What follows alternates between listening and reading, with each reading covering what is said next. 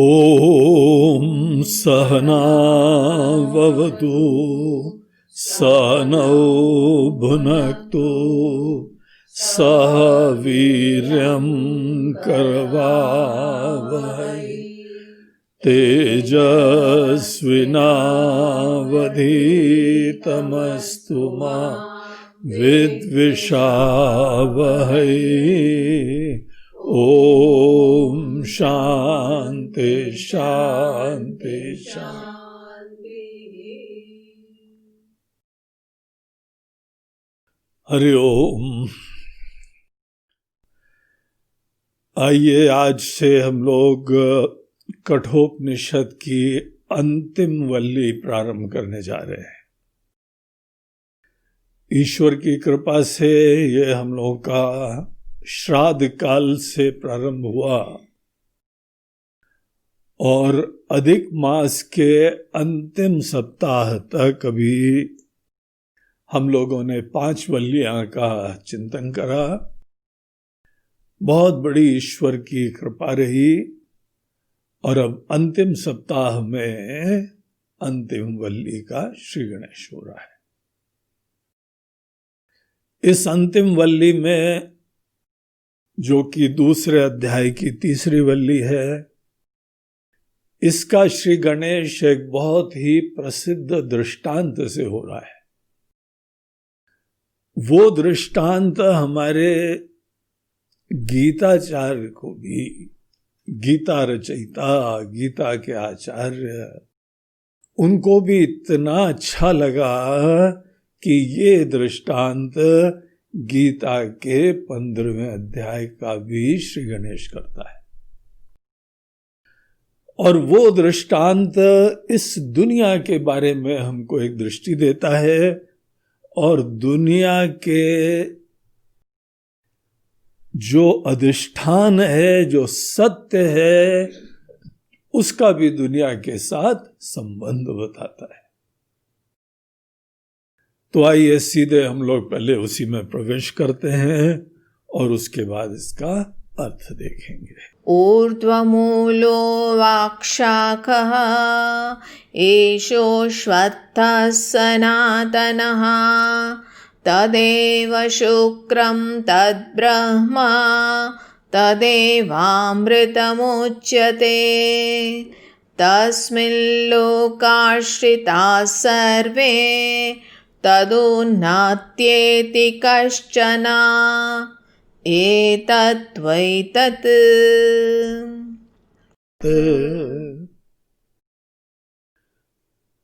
ज्ञान का पथ सदैव दृष्ट से अदृष्ट में होता है। उपासना का पथ अदृष्ट की श्रद्धा से चालू होता है। इसीलिए अगर हम लोग तत्व का ज्ञान प्राप्त करना चाहते हैं तो सीधे ब्रह्म से चालू नहीं करना चाहिए, क्योंकि वो अभी अज्ञात है। जो ज्ञात है वो ये दुनिया है, वो हम हैं, वो आप है, आपके रिश्ते हैं, आपकी घर बार है, धन दौलत है, नाम शोहरत है, अनेकों बाहर की खुशियां हैं। ये सब दिख रहा है ना। यहां से ही यात्रा चालू करनी चाहिए। तो इसके बारे में हमको ये पहला मंत्र एक बहुत ही सुंदर दृष्टांत देता है। बोलता है ये पूरा जो हम लोग संसार देख रहे हैं, ये संसार एक वृक्ष है। जैसे एक वृक्ष का एक तना होता है, धीमे धीमे शाखाएं पर शाखाएं होती हैं, अनेकों पत्ते होते हैं, फूल होते हैं, फल होते हैं, कोई शाखाएं ऊपर जा रही हैं, कोई शाखाएं नीचे जा रही हैं। पूरा का पूरा यहां पर हम लोग डिस्क्रिप्शन है संसार का कर सकते हैं।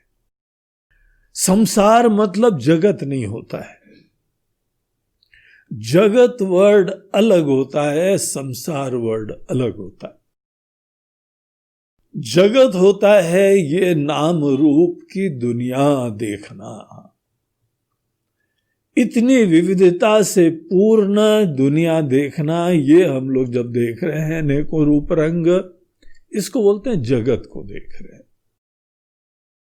और इसी जगत में जब हम बाहर कुछ आनंद के लिए तलाश करते हैं, कुछ सही पथ पे, धर्म के पथ पे चलते हैं, कुछ अधर्म के पथ पे चलते हैं, अनेकों चीजें हमको महत्वपूर्ण लगती है, अनेकों चीजें हमको आकर्षक लगती हैं, अनेकों चीजें यहाँ पे पीड़ादायक दिखती हैं। इस प्रकार से, इस नजरों से जब हम इस जगत को देखते हैं और यहां पे प्रवृत्ति करते हैं जगत में सुख दुख की प्राप्ति या निवृत्ति के लिए, तो इस हमारी गति को संसार कहते हैं। ये हमारी प्रवृत्ति जो है, इसको अगर आप एक वृक्ष के रूप में देखिए, कितना ये फैल गया है। इसकी निश्चित रूप से एक जड़ होती है और धीमे धीमे हमारी ही सीकिंग, हमारी चेष्टाएं, हमारा यह भवरूप, ये एक संसार का वृक्ष धारण करा हुआ। और यहां पर देखिए कितनी सारी चीजें हम लोगों को बड़ी आकर्षक लग रही है, कितनी महत्वपूर्ण लग रही हैं। मूल रूप से हमारे मनुष्यों की दृष्टि जगत के बारे में कुछ और है, लेकिन आज हम और आप इस जगत को किस नजरों से देख रहे हैं, उस चीज के ऊपर विचार करें। वो एक पूरा वृक्ष की तरह विराजमान है। और क्योंकि हमारा ये संसार इस जगत से जुड़ा हुआ है, तो हम लोग इनडायरेक्टली इस जगत को संसार कह देते हैं। अन्यथा हम सोचें कि ये जगत तो जड़ पदार्थों से बना हुआ है, अन्न खा खा के यह शरीर बना है, अन्न खा खा के दूसरे शरीर बने हैं, और थोड़े दिन बाद जो है सभी मट्टी में मिल जाते हैं। यही पूरा मट्टी का बना हुआ संसार है। कितने भी शरीर हो, कितने भी जड़ पदार्थ हो, सब चीजें पंच महाभूतों से बनी हुई है। और पंच महाभूत जड़ होते हैं। जड़ चीजों में अपने आप में चेतना नहीं होती है, जीवंतता नहीं होती है, नहीं कोई महत्व होता है। आप चाहें किसी चीज को भी महत्व दे दें, और आप चाहें तो यहां पे सब चीजों से असंग हो जाए, कुछ आपको पकड़ने नहीं दौड़ेगा। हम ही पकड़ते हैं, दुनिया की कोई चीज हमको नहीं पकड़ती। हाँ, यहां पे कुछ लोग हो सकते हैं जो हमारी तरह से बाहर दृष्टि चीजों को महत्व देते हैं, वो हमको पकड़ सकते हैं, हम उन लोगों को पकड़ सकते हैं। ये पकड़ने की दृष्टि हम लोगों की खुद आकर्षण के उपरांत हुआ करती है। इसको बोलते हैं शोभनत्व की दृष्टि। ये पूरी दुनिया जड़ चीजों से है, ये ध्यान रखिए, लेकिन हमारे सांसारिक दृष्टि ने यहां सबको कितना महत्वपूर्ण बना दिया है। अगर यहां की कुछ चीजें हमको प्राप्त ना हो तो ऐसा लगता है जीवन ही फेल हो गया, और अगर यहाँ की कुछ चीजें प्राप्त हो गई तो हमको लगता है कि हम समाज के सफलता के सोपान में बहुत ऊपर खड़े हुए हैं। इस हम लोगों की मान्यता है। ये मान्यता नहीं भगवान स्वीकार करते हैं, इसकी कोई कीमत रखते हैं, और नहीं जो यहाँ पे प्रबुद्ध जन है वो हमारी दृष्टि से कोई मान्यता रखते हैं, स्वीकार करते हैं। तो ये पूरा जो हम लोगों का सीकिंग के वजह से, महत्व के वजह से पूरा विशाल दुनिया बन गई। इसको यहाँ पे वर्णन करते हुए कहते हैं कि ये जो है इसकी शाखाएं अवाक है। ऊर्ध्वमूलो अवाक शाखा। शाखाएं इसकी जो है वो हमको इस दिशा में हम जाएंगे तो जीवन के आध्यात्मिक विकास के दृष्टिकोण से हम नीचे जाते जाएंगे। शाखाएं हमको नीचे ले जाती। अवाक मतलब जो नीचे ले जाए, जो बहिर्मुख करे, जो चीजें हमको और आसक्ति, कामना, राग, द्वेष में उलझाने के लिए निमित्त बने, शाखाओं को जब भी देखा जाएगा वो हमको बहिर्मुख करके उलझा देगी। आपने देखा पिछला अध्याय, बल्कि पिछली वल्ली, इस पूरे अध्याय का श्री गणेश हुआ था कि हम बहिर्मुख हो जाते हैं, यही हमारा पतन हो गया। और अगर आप इन शाखाओं की दिशा में जाएंगे, इसी को महत्व समझेंगे, तो हमारा भी पतन होता है। और अगर यहां पे किसी को सत्य समझना हो तो इसी वृक्ष के माध्यम से हमको लक्षण देते हैं, बोलते हैं कि इसकी जो जड़ है, पूरा संसार की जड़ है, वो ही ऊर्ध्वम, वो उत्कृष्टम, वो ही उत्कृष्ट है। अगर शाखाओं की दिशा में जाएंगे तो वो जो है आपको जड़ बनाएगी, बहिर्मुख बनाएगी, अपने आप से दूर ले जाएगी। जीवन के किसी न किसी मोड़ के ऊपर ये रियलाइजेशन हमको होना पड़ता है कि बाहर हमने इतना कुछ प्राप्त करा, इतना कुछ भोगा, इतना सब जो है कमाया, प्रॉपर्टी बनाई, पैसे बनाए, भोग करा, रिश्ते बनाए, आपकी नजरों के सामने सब खत्म होता जाएगा। अनेकानेक रिश्ते तो आपके नजरों के सामने ही खत्म हो जाएंगे, कुछ नहीं टिकने वाला। बहिर्मुखता की गति केवल पीड़ादायक होती है। और अगर इस जीवन में हमको सत्य जानना हो तो अंतर्मुख होना पड़ेगा। कश्चित् धीरः प्रत्यगात्मानमैक्षत आवृत्त चक्षुः अमृतत्वमिच्छन्। यहां इस मनुष्य जीवन में अमृतत्व की प्राप्ति हो सकती, लेकिन उसके लिए हमको देखिए, पहली वल्ली इस दूसरे अध्याय की उसके शुरुआत में ही बताया, अगर हम आवृत्त चक्षु होते हैं, हम अंतर्मुख होते हैं, तभी अमृतत्व की इच्छा हमारी पूरी होती है। वो ही यहां पे इस अध्याय में बताते हैं, ऊर्ध्वमूलो अवाक शाखा।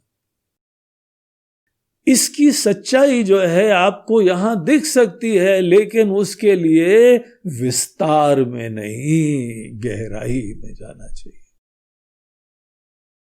गहराई में जाने का कार्य केवल विचार और ज्ञान से हो सकता है। इसीलिए उपनिषद हमको बोलते हैं कि ज्ञानात् एव तु कैवल्यम। तत्व का, ज्ञान का आश्रय लो अगर तुमको कैवल्य की प्राप्ति करनी है।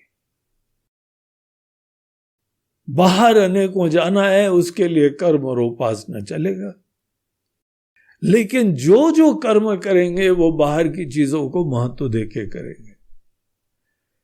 हर व्यक्ति के लिए कुछ आवश्यकताएं होती हैं कर्म के लिए, लेकिन वो सब कर्म का एक बार आप जुगाड़ कर लीजिए, और इसी कर्म के द्वारा जब सेवा चालू होती है तो मन निर्मल हो जाता है। यज्ञ भाव से कर्म मन रूपी शीशे को साफ कर देता है। और जब हमारा मन रूपी शीशा साफ हो जाता है तो हमारे मन की गहराइयों में जाना, उसके अंदर देखना, मन रूपी सागर की गहराइयों में ही भगवान विष्णु शयन कर रहे हैं। तो उस मूल में जाएं, जिसका मूल ऊर्ध्व है, तद विष्णोः परमं पदम अस्य ऊर्ध्व मूलः, इस वृक्ष का जो मूल उत्कृष्ट जो है, क्योंकि इस वृक्ष का मूल उत्कृष्ट है इसीलिए संसार वृक्ष का भी नाम ऊर्ध्व मूल पड़ा। इस संसार वृक्ष का दूसरा नाम है ऊर्ध्व मूल। ऊर्ध्व मूल इसका नाम क्यों पड़ा? क्योंकि इसकी जड़ में खजाना रखा हुआ है, बड़ा दिव्य खजाना। बाहर तो है, वो तो अनेकों प्रकार के फूल पत्ते निकल रहे हैं, और जितने ज्यादा निकल रहे हैं वो मूल को छुपाने के लिए निमित्त बन रहे हैं। इसलिए इसकी सच्चाई जाननी हो तो गहराई में जाना पड़ेगा। इसी चीज को कई हम लोगों के मंदिर भी प्रदर्शित करते हैं। अनेकों मंदिरों के मूल में, उनकी नींव के अंदर सबसे ज्यादा खजाना रहता है। आपको समझ में आ गया ना हम कौन से मंदिर का संकेत कर रहे हैं? बहुत ही देश का प्रसिद्ध मंदिर, केरला का तिरुवनंतपुरम का पद्मनाभ मंदिर। पद्मनाभ मंदिर की नींव में अक्षय खजाना छुपा हुआ है। उसके 7 तहखाने हैं, 6 खोल लिए गए, और असली जो 7वां है उसमें सबसे बड़ा ताला बंद है, उसको अभी तक खोलने की परमिशन नहीं मिली। कुछ लोगों ने ट्राई करा, लेकिन ऐसे सांप वहां बैठे हुए थे कि सब वो निकल आए। बोला भाई यहां तो पंगे ले नहीं सकते। कोई दैवी शक्तियां उसका संरक्षण कर रही हैं, क्या कर रही हैं, लेकिन उस 7वें में बोलते हैं कि लोगों की कहना है, श्रद्धा है, ये मान्यताएं हैं कि सब के सब 6 खजानों की अपेक्षा उसमें अक्षय भंडार है। और वो कहाँ है? पद्मनाभ मंदिर के मूल में। ये ऐसे मंदिर की डिजाइनिंग कैसे करी भाई? बोलते कठोपनिषद पढ़ के, गीता को पढ़ के, कि मूल में ही असली चीज रखो। वैसे हम और आप भी कहीं पे रखते, कहां रखते? छुपा के रखते हैं ना अपने मूल में। इस पूरे संसार का जो उत्कृष्ट तत्व है वो इसकी मूल में विराजमान है। तो यहां से चालू करते हैं। इसकी भूमिका में शंकराचार्य जी ने बड़ा प्रसिद्ध वाक्य कहा, तूलावधारणेन मूलावधारणम। अगर कारण को जानना है तो कार्य के ऊपर विचार करो, और कार्य को समझने के द्वारा फिर हम कारण तक पहुंच पाएंगे। इसके ऊपर बड़ी सुंदर विस्तार होता है। आपको रेफरेंस के लिए दे दें, एक बात बता दें कि कहीं पर कठोपनिषद की आपको शंकर भाष्य मिल जाए तो इस मंत्र की शंकर भाष्य जरूर पढ़ लेना। ऊर्ध्व मूलम कैसे कहते हैं, ऐसी कविता उमड़ के आई है शंकराचार्य जी में। वो बताते हैं कि संसार के अंदर क्या क्या है वृक्ष में। ब्रह्मा जी से प्रारंभ होके हमारी गतियां और निकृष्ट योनियां, सब चीजें इस दृष्टांत के द्वारा उन्होंने इस भाष्य में समझाई हुई। बड़ी इंटरेस्टिंग है, पूरी कविता में है। मंत्र में भी कविता प्रयोग करी गई है। ऐसा दृष्टांत है कि कवित्व में है। और जब हमारे भगवान भाष्यकार शंकराचार्य जी महाराज ने देखा तो और उनके अंदर जो है कविता उमड़ने लगी। इसकी भाष्य कहीं लेके ओरिजिनल संस्कृत में मिल जाए तो बहुत अच्छा है, अन्यथा हिंदी अंग्रेजी में आपको कहीं पर भी मिले, इसकी भाष्य जरूर देखना। तो यहां संसार वृक्ष के बारे में बताते हुए कहते हैं, जो भिन्न भिन्न दिशाओं में संभावनाएं दिखाई पड़ रही हैं, जो ऊपर नीचे दाएं बाएं अनेकों हमारे जीवन में उपलब्धियां दिखाई पड़ रही हैं, आप अगर इन शाखाओं की दिशा में जाएंगे तो अनुभूतियां अवश्य होंगी, लेकिन कोई गति नहीं होगी।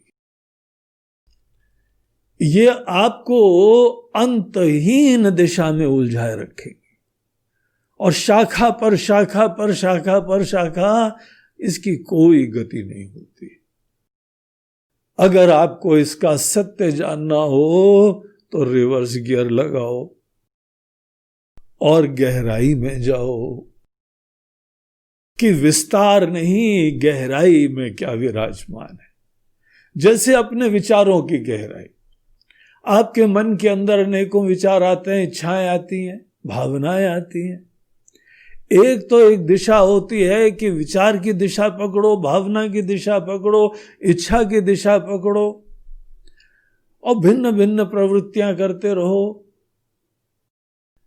एक दूसरी दिशा होती है कि जब इच्छा आती है तो गहराई में जाओ। क्या होती है इच्छा, क्या होती है विचार, कहां से आता है विचार, विचारक कौन है, विचारक के विविध रूप कैसे हैं, विचारक का उपादान क्या है, विचारक का अधिष्ठान क्या है, इस दिशा में चलना, इसको बोलते हैं गहराई में जाना। अगर किसी व्यक्ति के अंदर ऐसी कोई प्रेरणा और प्रवृत्ति हो गई कि गहराई में जाने की जिज्ञासा हो गई,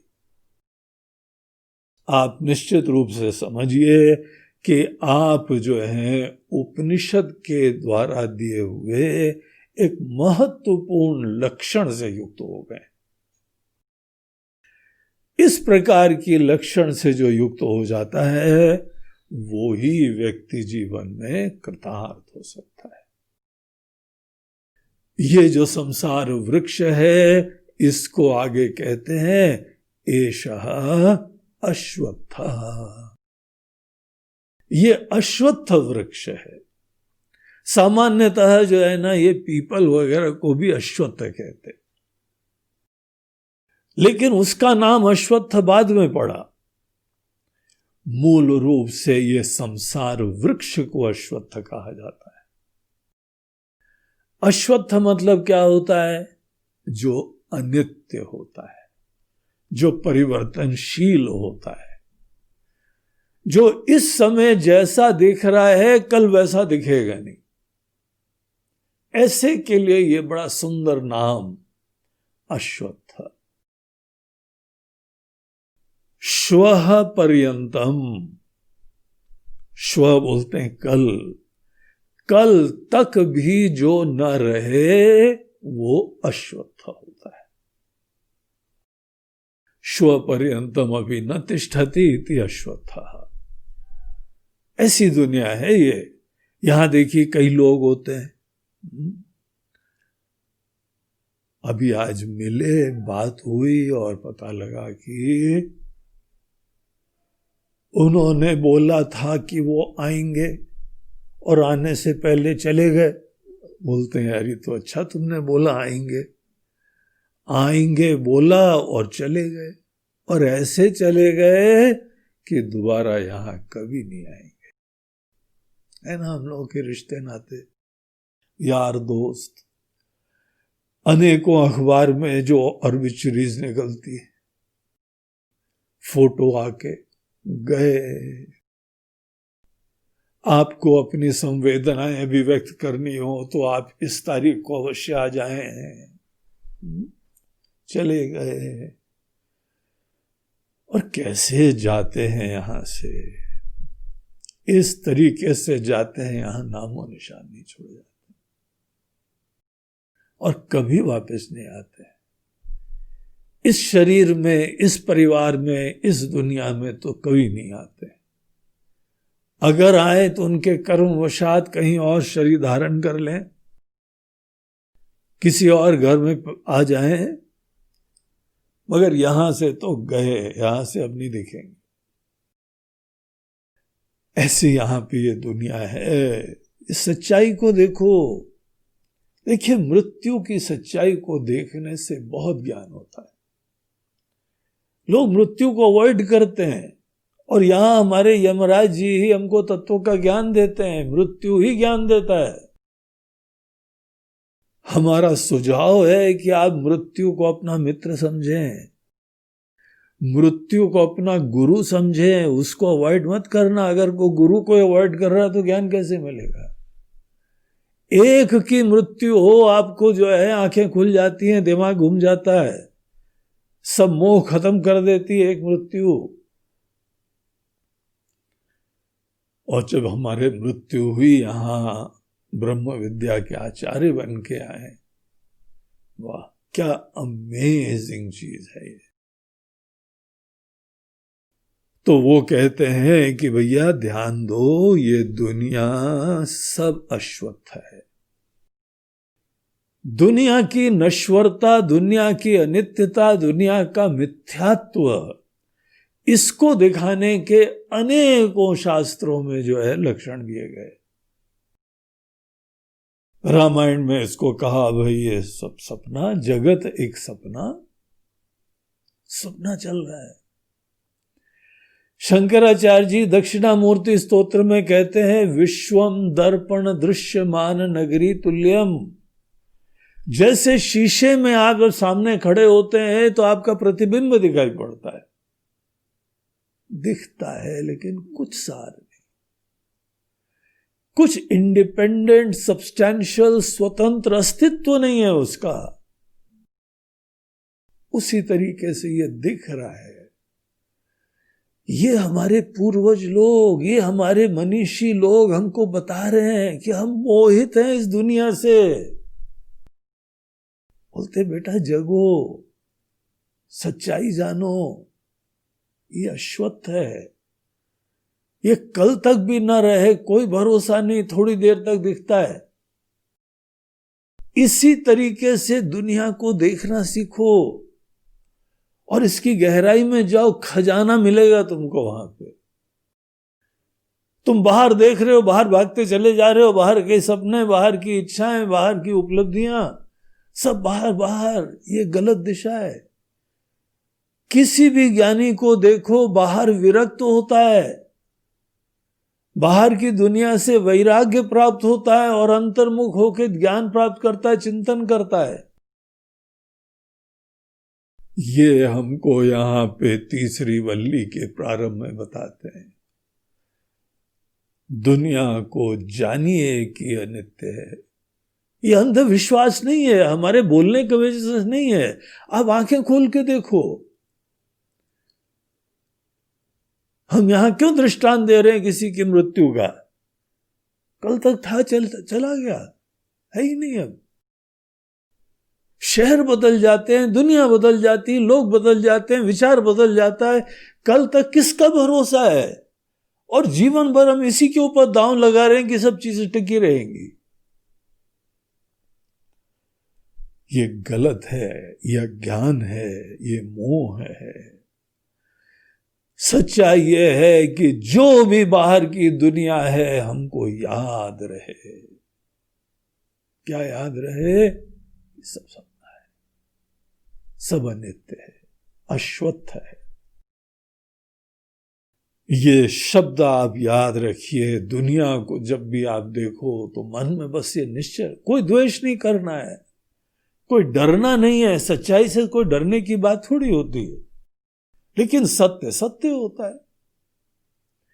सत्य है कि पता नहीं कल तक हम रहे न रहे, आप रहे न रहे,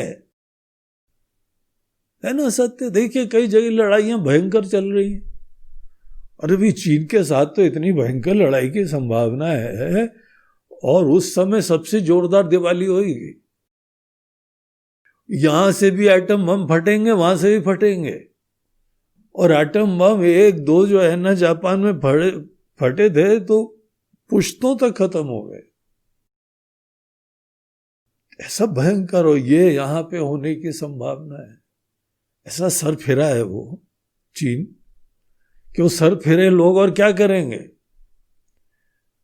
काहे के लिए 400-500-1000 बम बनाए हुए, हजारों बम, सोचो तो काहे के लिए बनाए, कितना डराओगे, एक ना एक दिन फोड़ेंगे आगे।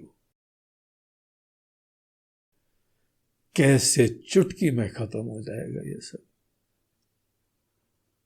आज जो है वो चल ही रहा है, हम टीवी में देख रहे थे कैसे आर्मेनिया, अजरबैजान में सैकड़ों लोग खत्म हो रहे, कल तक थे, आज खत्म। यहां हमारे मनीषी लोग बोल के गए कि भैया आज कोई नहीं भी खत्म हो रहा हो ना, तुम इसी दृष्टि से देखो कि ये कभी भी खत्म हो सकता है। और कई बार बाहर से किसी को आके मारने की भी जरूरत नहीं है, अंदर बैठे बैठा खत्म हो जाते हैं। काहे मर गए, क्या हो गया, बस बाद में सीबीआई ढूंढती रहो, लेकिन वो गए। तो ये दुनिया के बारे में हम लोग के उपनिषद ये दृष्टि रख रहे हैं कि बाहर की चीजें अनित्य हैं, क्षणिक हैं, मायामय है, मिथ्या है, असार है, ऊर्ध्व। लेकिन सबसे बढ़िया चीज यह है कि ऊर्ध्व मूल, इसके मूल के अंदर दिव्य सत्ता विराजमान है। तो ये मंत्र हमको यहां पे एक दिशा देता है, और मूल रूप से संसार वृक्ष का, क्योंकि मूल उत्कृष्ट है, इसीलिए ये भी सनातन दिखाई पड़ता है। सनातन वर्ड का यहां आशय यह नहीं है कि ये टिका रहेगा। सनातन का आशय यह है कि जब तक मूल का ज्ञान नहीं हो तब तक टिका रहे। जिसको अगर जड़ का ज्ञान नहीं हुआ उसके लिए संसार खत्म ही नहीं होता है। एक जन्म के बाद दूसरा जन्म, उसके बाद तीसरा जन्म, सैकड़ों जन्म, हजारों जन्म, कभी खत्म नहीं होगा जब तक मूल को नहीं जानेंगे। मूल के अज्ञान के वजह से ही संसार के प्रति महत्व की बुद्धि उत्पन्न होती है, और जो मूल जान जाता है वो पूरा रहस्य जान जाता है। जो मूल है वो ही प्रतीत हो रहा है, आभासित हो रहा है जगत की तरीके से, संसार की तरीके से। उस तत्व को आगे लक्षित करते हुए बोलते हैं, तदेव शुक्रम तद ब्रह्म। वो ही जो है वह शुक्रम, शुक्र बोलते हैं, जो कि बहुत ही शुद्ध और प्रकाशमय होता है। तो वो जो तत्व है, जो अधिष्ठान में, जो गहराई में, वो दिव्य है, चिन्मयी तत्व है, प्रकाशमय तत्व है। तद ब्रह्म, वो ही अनंत, अविनाशी और सबसे बड़ा है। बाकी जो जो चीजें अभिव्यक्त हैं सब छोटी भी है, नश्वर भी है। तद ब्रह्म, वो जड़ में है, इतना निकट है ब्रह्म। अगर हम भी इस संसार वृक्ष की एक शाखा, एक अभिव्यक्ति हैं, तो हमारी यही जड़ की तरह से विराजमान है। केनोपनिषद में एक बड़ा अच्छा मंत्र आया, यत् चक्षुषा न पश्यति येन चक्षुंषि पश्यति तदेव ब्रह्म त्वं विद्धि। चक्षु के द्वारा जो कभी नहीं दिखाई पड़ेगा, चक्षु के द्वारा तो माया का विलास दिखाई पड़ेगा। ब्रह्म को जानना है तो क्या करते हैं, ये न चक्षुंषि पश्यति, जिसके द्वारा आंखें देख रही हैं, इतना निकट है। तो मूल की तरीके से ये परमात्मा, पर ब्रह्म, परमेश्वर हम लोगों के हृदय में विराजमान है। तदेवा अमृतम उच्यते, वही अमृत स्वरूप है। तस्मिन् लोकाश्रिता सर्वे, उसके अंदर ही समस्त लोक विराजमान है। लोक बोलते हैं अनुभूति के आयामों को, एक्सपीरियंसेस के रेल्म को, विविध प्रकार की अनुभूतियां, भिन्न भिन्न लोक में अनेकों अनुभूतियां अलग अलग होती। समस्त अनुभूतियां हम लोगों को जो संभावनाएं हैं वो सब लोग किस पे टिके हुए हैं? उसी मूल के ऊपर टिके हुए, उसी अधिष्ठान पे टिके हुए। तस्मिन् लोका श्रिता सर्वे तदुनात्येति कश्चन, उससे परे और कुछ भी नहीं है। कितनी बड़ी बात की जा रही। हमारे वैज्ञानिक दुनिया में शोध पे शोध करते चले जा रहे हैं, वो नहीं पहुंच रहे। और यहां हमारे मनुष्यों ने हस्तामलकवत बता दिया कि ये है वो परम तत्व जिससे परे और कुछ भी नहीं है। सोचो, विचार करो। और आगे जो है यहाँ पे नचिकेता को बोलते हैं कि एतद् वै तत्। बेटा, आपने जो प्रश्न करा था अस्ति नास्ति वा से चालू करते हुए कि वो है कि नहीं है, कैसा है वो, यही मूल में विराजमान जो तत्व है वो ही परम सत्य है, उसी के परे और कुछ नहीं जाता है। एतद् वै तत्। आगे देखिए, ये बताते हैं कि यह जो यहाँ मूल तत्व है ये सबका ईश्वर भी है।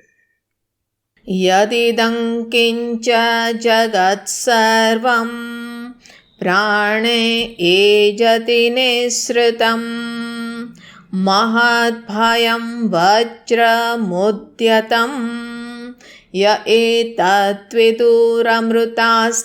भवन्ति।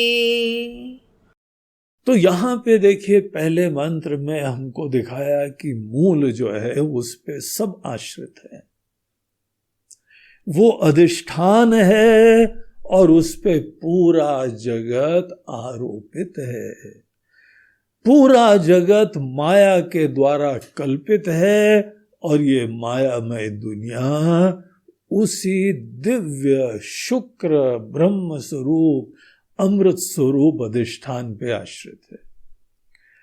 जब उसको ऐसे बोलते हैं तो ऐसा मत समझना कि वो केवल एक तत्व है, चेतना है, जीवंत है, इंटेलिजेंट है, स्वामी है, सबकी कंट्रोलर है, सबकी नियंता है। वो जो अधिष्ठान है वो जीवंत अधिष्ठान है। उस अधिष्ठान को जीवंत बताने के लिए यह यहां दूसरा मंत्र है। क्या कहते हैं उसके बारे में? यद इदम किंच जगत सर्वम प्राण एजति निःसृतम। ये जो कुछ भी हमको यहां नाम रूपात्मक सृष्टि दिखाई पड़ रही है, जगत बोलते हैं नाम रूपों को। नाम रूपों को जब हम महत्व की बुद्धि से देखते हैं तो ये संसार बन जाता है।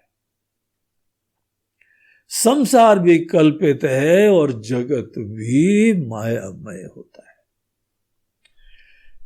लेकिन जब तक हमको सच्चाई का ज्ञान नहीं होता, ये बहुत सही दिखाई पड़ता है, यही सच कर, सब कुछ यही है। इसी में आदमी मोहित रहता है, आकर्षित रहता है। तो बोलते हैं ये जो पूरा जगत हमको दिखाई पड़ रहा है ये प्राण एजति निःसृतम, ये उस एक ब्रह्म स्वरूप जीवन तत्व पे ही आश्रित है, उससे एजति, उसके वजह से टिका हुआ, जिसके वजह से जो है वह जीवंतता प्राप्त होती। एजति, इसमें मूवमेंट, प्रवृत्ति, क्रियाएं, समस्त जीवन की क्रियाएं जिसके वजह से होती हैं उसको बोलते हैं प्राणे एजति। ब्रह्म को ही यहां पे प्राण शब्द की तरह प्रयोग करते हैं। जो दृष्ट प्राण है, जहां प्राण किसी के अंदर दिखने लगा तो लगता है जीवन आ गया। तो ये प्राण ब्रह्म की वो अभिव्यक्ति है जो किसी को जीवन के लिए आशीर्वाद देती है। ये जो यहां प्राण है, जो समस्त जीवन के अंदर अभिव्यक्त हो रहा है, वो ही सब चेष्टाएं उसी के वजह से हुआ करती है। बोलना, चलना, उठना, बैठना, चलना, फिरना, खेलना, कूदना, जो प्रवृत्तियां हो रही, इसीलिए कहा जाता है कि देखो, जो कि श्रोत्रस्य श्रोत्रम मनसो मनोयत चक्षुषः चक्षु, जब हम सुन रहे हैं तो सुनने वाले का जो वास्तविक चक्षु है श्रोता है, देखने वाले की जो वास्तविक चक्षु है इतना निकट है। समस्त प्रवृत्तियों में वो यही विराजमान है।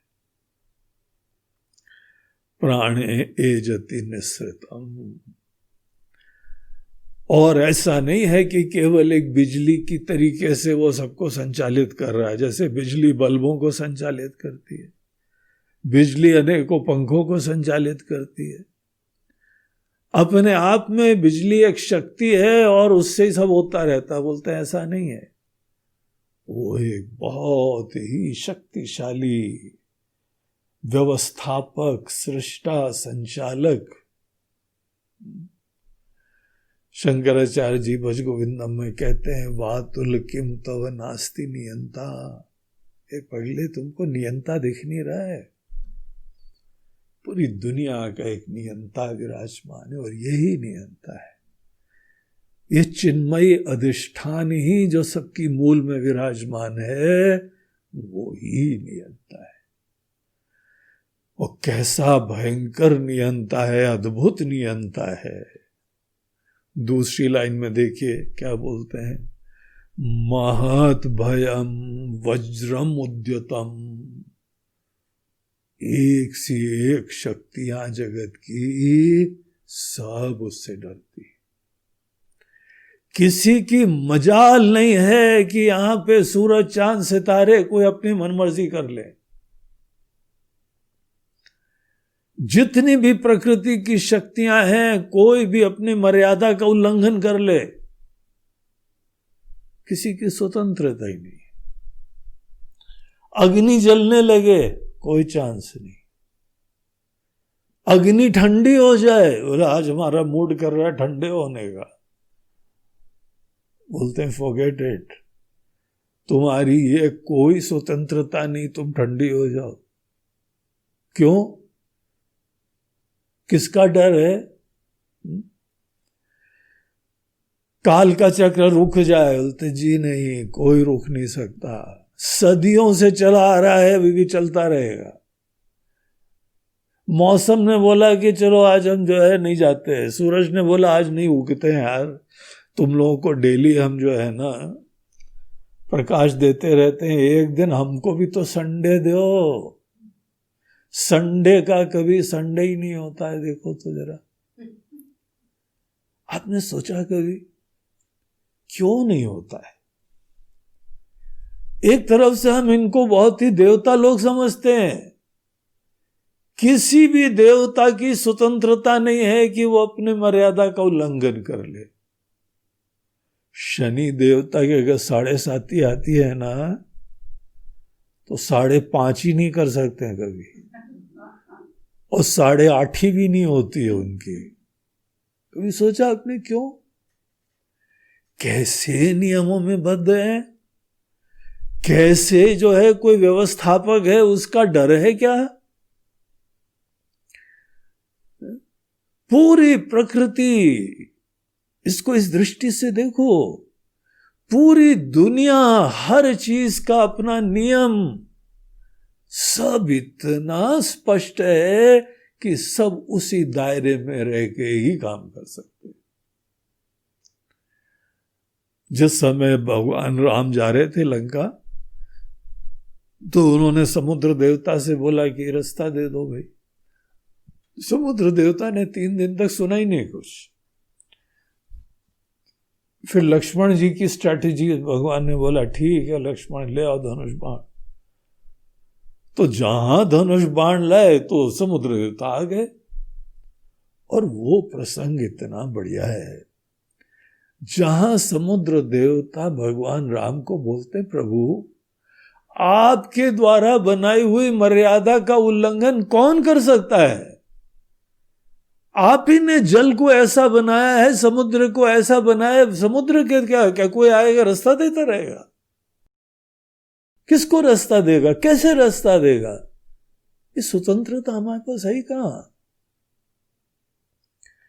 आपने जिस भी प्रकृति के व्यवस्थाओं को बनाया हुआ है, किसी का सामर्थ्य नहीं है उस व्यवस्था को छोड़ सकता है, कोई उल्लंघन ही नहीं कर सकता है। जब कोई प्रकृति को ऐसी संवेदना से देखता है, सेंसिटिव होके देखिए, तो यही मन में विचार आता है, कौन व्यवस्थापक है इतना? किसी भी ऑफिस में, किसी भी संस्था में, किसी की गवर्नमेंट डिपार्टमेंट में कुछ ना कुछ नियम रहते हैं। नेता लोग भी एक मर्यादा में रहते हैं, अगर ज्यादा मर्यादा से बाहर जाने लगे, आप कोर्ट में जाओ वो फंस जाएंगे। कोई मर्यादा का उल्लंघन नहीं कर सकता है। प्रकृति की मर्यादाओं का संचालक कौन है? वो जो भी है उसने मर्यादाएं बनाई भी हैं और वो मर्यादाओं को संचालित भी कर रहा है। बहुत बुद्धिमान है, बहुत बलवान है, और सब प्रकृति की शक्तियां, बड़े बड़े देवता, सीधी सादी भाषा में सब उससे डरते हैं। यद्यपि वो डराने वालों में से नहीं है, बल्कि दूसरी जगह तो ये कहें कि सब देवता उनकी आराधना करते हैं। देवता लोग भी उनसे जो है प्रेरित होते हैं, पूज्य हैं वो देवताओं के, परम पूज्य हैं, इसलिए उनका आदर सत्कार करते हैं। भले कोई शब्द का प्रयोग करो, लेकिन आदर सत्कार में भी कहीं पर किसी प्रेम है ना, तो आदमी थोड़ी देर फ्री छोड़ सकता है। प्रकृति के नियमों को, व्यवस्थाओं में कोई फ्रीडम नहीं। सबको अपने नियम और मर्यादाओं का ध्यान रखना पड़ेगा। इतना सब प्रेडिक्टेबल होता है कि अगले वर्ष ग्रहण कब होगा ये अभी से आप बता सकते हो। अगले वर्ष जो है वो ये ग्रह इसमें आएगा, ये ग्रह इसमें आएगा। ज्योतिषी लोग सब प्रकार के ग्रह के बारे में आज बता सकते हैं। क्यों? किसी की मजाल नहीं है कि अपने उल्लंघन कर लेगा। यहां पे उस बिंदु को लिया जा रहा है कि देखो तो कोई उल्लंघन नहीं कर सकता है, और उल्लंघन नहीं कर सकता है, इसके द्वारा हम सबके पीछे एक ईश्वरीय सत्ता का अस्तित्व देख रहे हैं। वो ईश्वरीय सत्ता जिसने सब कुछ बनाया भी है और जो संचालित भी कर रहा है, और जब भी चाहे चुटकी भर में इन सबको खत्म कर देता है। उत्पत्ति, स्थिति और प्रलय, ये सब जगत की उत्पत्ति, स्थिति, प्रलय किसके हाथ में है? कोई इतना शक्तिशाली, दिव्य, महान ज्ञानी, महान शक्ति, महान करुणा, और दुनिया को देखें तो निश्चित रूप से बहुत बड़े कलाकार हैं वो। भले है नश्वर चीजें, दुनिया की नश्वरता भी हम लोगों को शिक्षा ही देती है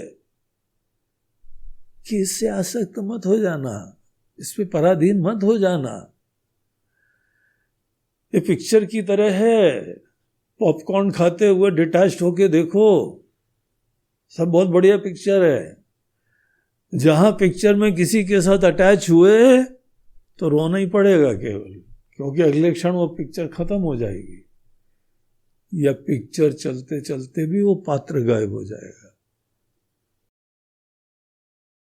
ये घबराने की बात नहीं है, ये एक जीवन जीने की कला सिखा रही है हमको, जीवन का यथार्थ बता रही है।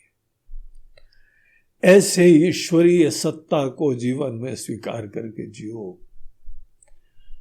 एक तो हमें ऐसी दिव्य ईश्वरीय सत्ता को स्वीकार करना चाहिए, दूसरा दुनिया की नश्वरता को ध्यान रखना चाहिए, और हमारे जीवन में विकास और उत्कर्ष केवल तभी माना जाएगा जितना हम जीवन के गहराई में जा सके। बाहर का कार्य अवश्य होना चाहिए, बाहर उपेक्षा नहीं करो, लेकिन बाहर सबको खेल समझ के जियो। खेलते हो कोई ना कोई खेल नहीं, बाहर जैसे खेल खेलते हो रिलैक्स्ड रूप से, मस्ती से। खेल खेलने का मजा है कि बेस्ट आउटपुट कर पाना, बेस्ट अपना अभिव्यक्त कर पाना, और हार हो या जीत हो दोनों में आपकी जीत है। अगर कोई बहुत अच्छा खिलाड़ी आ गया और हम उससे हार भी जाते हैं, उससे बाद में हाथ मिलाते हैं, थैंक यू वेरी मच, आज तो खेल में मजा आ गया। कल भी आएंगे आप, कल भी एक गेम हमारे साथ जरूर खेलें प्लीज। अरे ऐसे के साथ हारने में भी मजा आता है। जितना पसीना हमको उसने निकाला किसी ने निकाला। अनाड़ी लोगों के साथ खेलते हो, टेनिस हो, बैडमिंटन हो, तो टुक टुक वाला खेल चलता है, और कोई जोरदार आ जाए तो ऐसा पसीना पसीना कर देता है, तब हमको याद आता है कि हाँ हमारी भी एक नानी थी। कहावत ही है कि नानी याद आ जाती है। तो उनके साथ तो हारने का भी मजा होता है, जीतने का भी मजा होता है, हारने का भी मजा होता है, बल्कि मूल रूप से तो वहां पे थकने का है, चैलेंज का है, चुनौतियों का है, इसका मजा होता है। यहां पर भी दुनिया में क्या प्राप्त करा क्या नहीं करा, इसमें एक अभिव्यक्ति बड़ी जोरदार हो, बुद्धिमत्ता वाली हो, एक्सेलेंस हो, उसका मजा होता है। बाकी सब चीजें कल तक भी नहीं रहेंगी, खत्म हो जाएगा। तो ये जो दुनिया है, इसके पीछे एक ईश्वरीय सत्ता है, दिव्य ईश्वर है, अद्भुत ईश्वर है, शक्तिशाली ईश्वर है, बुद्धिमान ईश्वर है, सर्वज्ञ ईश्वर है, करुणा निधान ईश्वर है। जो भी भक्त लोग भगवान की वंदना करते हैं उनको यही बोलते हैं कि हे करुणा निधान, कृपा सागर, दीन बंधु, इतने करुणा वाले, बहुत शक्तिशाली, बहुत बड़े कलाकार हो, तब भी साथ साथ इतने प्यारे। ऐसी दिव्य सत्ता जब भी दुनिया को देखो, उसके पीछे ये दिखना आना चाहिए। ये आंखों से नहीं, अकल से देखना पड़ता है। हर चीजें आंखों से नहीं दिखाई पड़ती है, अनुमेय है, आपको ये देख के अनुमान करना चाहिए। कोई बार बार एक छोटा आदमी आके आपसे पंगे लेता है, बोलते यार तुमको पीछे कौन तुमको दे रहा है प्रेरणा हमसे पंगे लेने का? छोटे से हो लेकिन ज्यादा तेज बन रहे हो। तो क्या मुश्किल है समझना कि इसके पीछे कोई बड़ा शक्तिशाली खड़ा है। दुनिया में सब चीजों के पीछे बहुत शक्तिशाली दिव्य ईश्वर खड़े हुए हैं। महद भयम वज्रमुद्यतम, सब लोग उनसे बहुत डरते हैं। हाथ में वज्र धारण करे हुए हैं।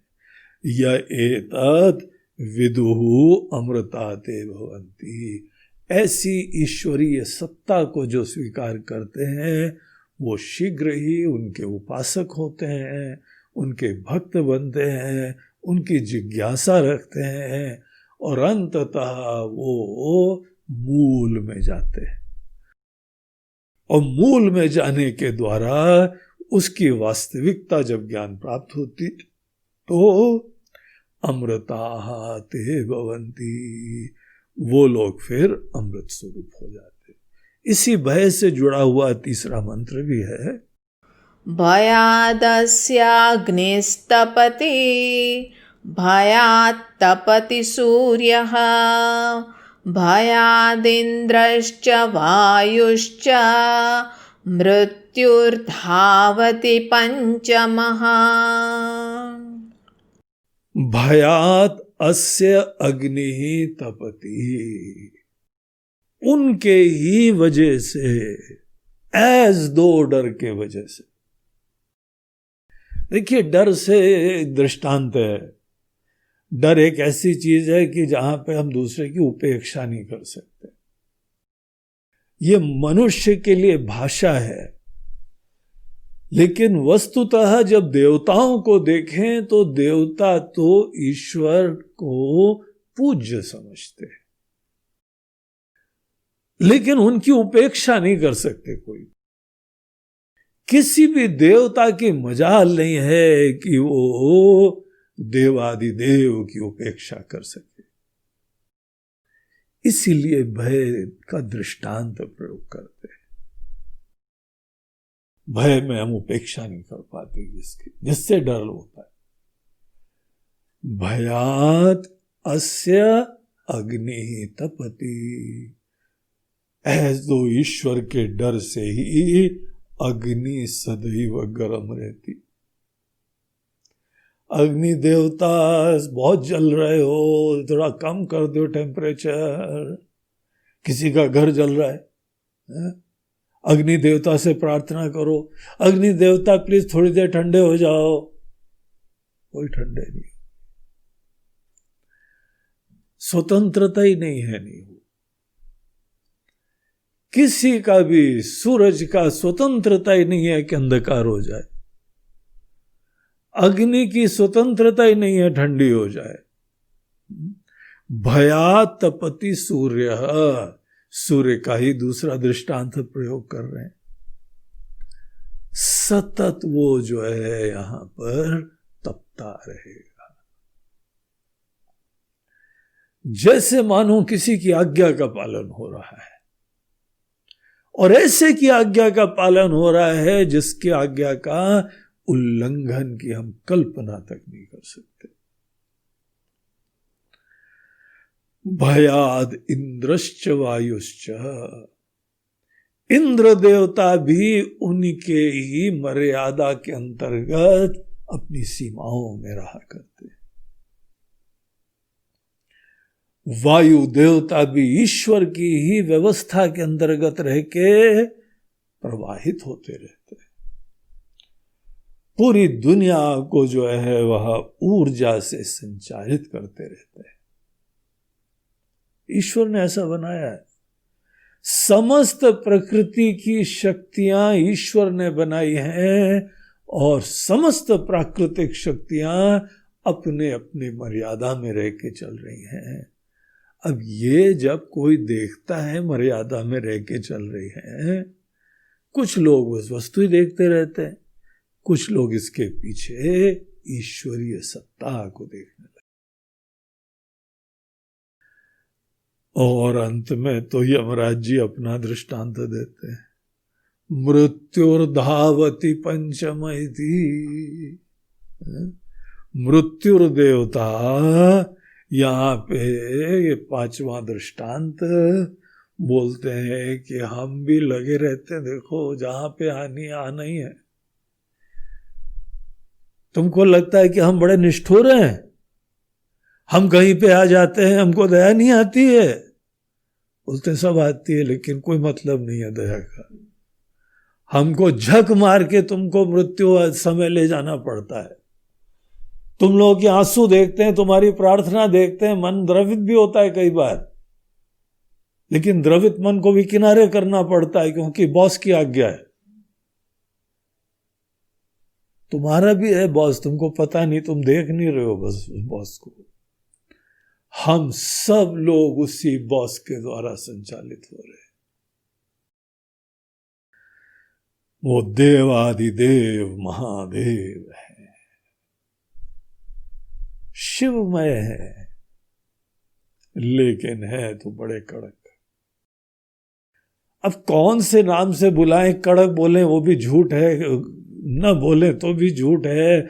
बस ये है कि दुनिया का अनेकों कार्य देखते हैं तो कारण के बारे में हमको पता लग रहा है। तूलावधारणे न मूलावधारणम, एक कार्य को देख के कारण के बारे में ज्ञान हो रहा है।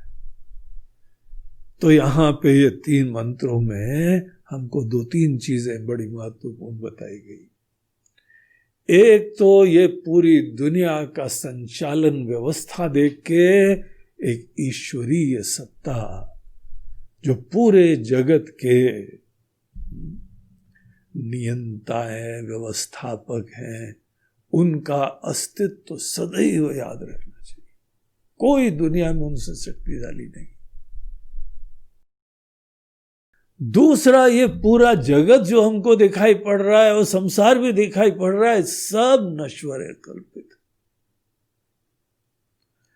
और तीसरी चीज जो यहां बताई कि यहां पे जो दिख रहा है सब नश्वर है, लेकिन जो दिख रहा है इसकी गहराई में एक दिव्य शाश्वत अमृत स्वरूप तत्व विराजमान।